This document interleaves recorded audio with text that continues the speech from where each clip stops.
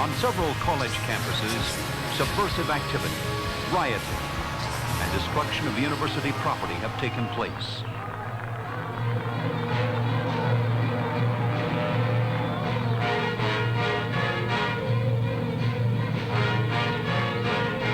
Law-abiding, stable Americans are concerned over the lawlessness, lack of faith in God, disintegration of family, weakening of integrity and decency that is taking place in our country today, concerned about the weakening of those principles upon which America was founded.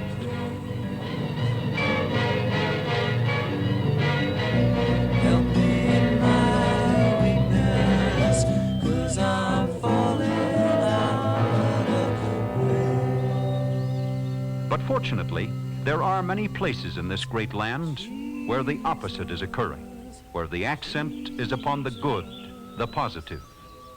Our story is about one of these places, a comparatively little-known community that comes on like a fresh breeze out of the West.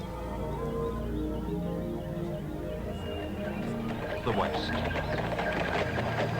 The West. The West. Meet the Mormons.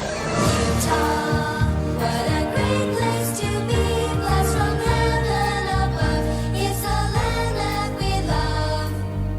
This is the place.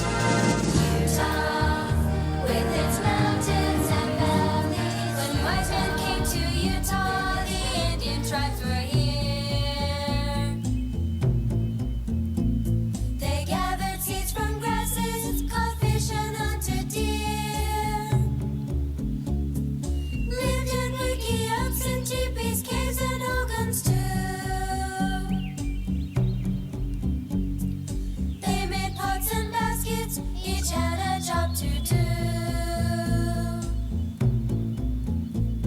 The Utes, Paiutes, and Gosutes, Shoshones, Navajos. The Indian tribes of Utah that lived here long ago.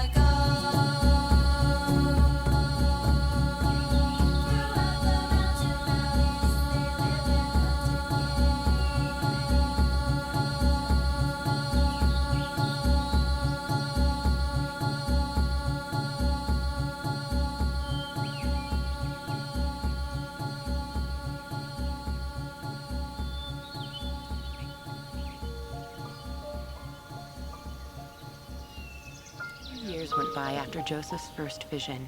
Joseph wondered what God wanted him to do. One night, Joseph prayed about this. Joseph saw a bright light in his room. The angel Moroni told Joseph about a book. The book was about people who had lived in the Americas long ago. When I was about 17 years old, I saw another vision. All at once, the room was illuminated above the brightness of the sun. An angel appeared before me. He said, the Indians were the literal descendants of Abraham.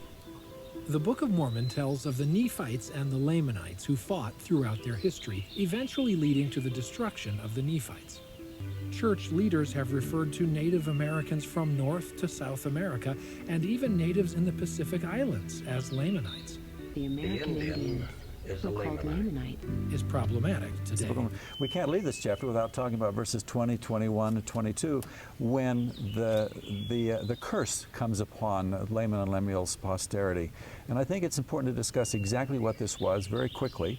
And then comes the sign of the curse at the end of 21. Vic, you know a lot about that. Well, he tells them at the end here that whereas they had been white in the middle and exceedingly fair and delightsome, that they might not be enticing unto my people, the Lord did cause a skin of blackness to come upon them.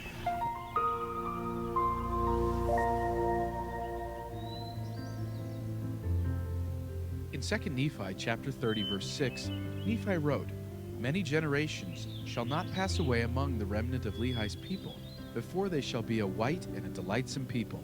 Is this optimistic promise somehow evidence of racism in the Book of Mormon? And if so, how could a divine book from God be racist? In preparing the third edition for publication in 1840, Joseph Smith changed the text to read pure and delightsome. This was a small change because in Joseph Smith's day, The dictionary definitions of white and pure were almost identical, but that change was overlooked in the editions after 1840 until it was noticed and reinstated in 1981 after careful review. There were many missions to the Lamanites which are documented in the Doctrine and Covenants. On July 17, 1831, W. Phelps recorded Joseph's first revelation on polygamy, which prescribed intermarriage with the Lamanites to remove their Lamanite curse of dark skin, and to make them white and delightsome. Years later, between 1954 and 1996, the Lamanite Placement Program saw 50,000, mostly Navajo, Lamanite children placed with white Mormon families in an attempt to lighten their skin and assimilate them into white LDS culture and belief. When white men came to Utah, the Indian tribes were here. They gathered seeds from grasses, caught fish and hunted deer. The Indian is a Lamanite. Lived in wickiups and They teepees, became a caves and dark, cabins the too. word he uses there, and loathsome, and a filthy people, full of idleness and all manner of abomination. Whereas they had been white and exceedingly fair and delightsome, that they might not be enticing unto my people, the Lord did cause a skin of blackness to come upon them. The Indian tribes of Utah that lived here long ago. The Indian is a Lamanite. They became a dark, the word he uses there, and loathsome, and a filthy people, full of idleness and all manner of abomination. Whereas they had been white and exceedingly fair and delightsome, that they might not be enticing unto my people, the Lord did cause a skin of blackness to come upon them. Between 1954 and 1996, the Church of Jesus Christ of Latter-day Saints sponsored a program for American Indian children. The Indian Student Placement Program had two aims: to provide Native children with an education and to help the church fulfill one of its central prophecies. According to church teachings, American Indians are descendants of the ancient house of Israel, and church members have a responsibility to help bring them back to the kingdom of God. Over the course of 4 decades, more than 20,000 children, mostly Navajo, were baptized and enrolled in the program. Between The Ute tribe is where Utah got its name. What is culture? And when is it good and when is it bad? And what's sacred about it? My grandmother came from Denmark. She gave up her complete culture to come to America and be a member of the church. Is that wrong? Is that bad?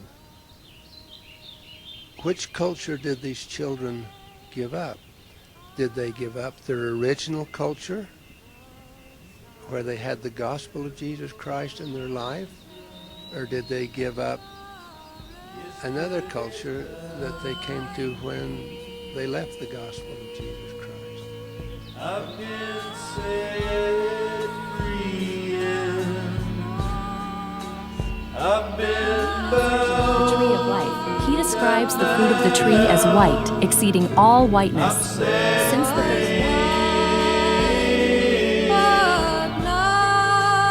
I'm set